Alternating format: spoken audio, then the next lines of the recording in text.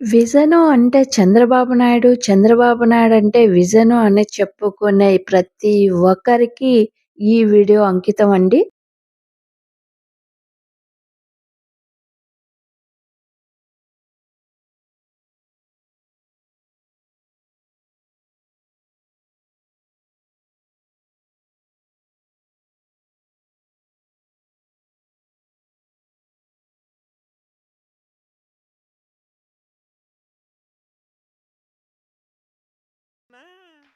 చంద్రబాబు నాయుడు గారు నాకొక small doubt అండి.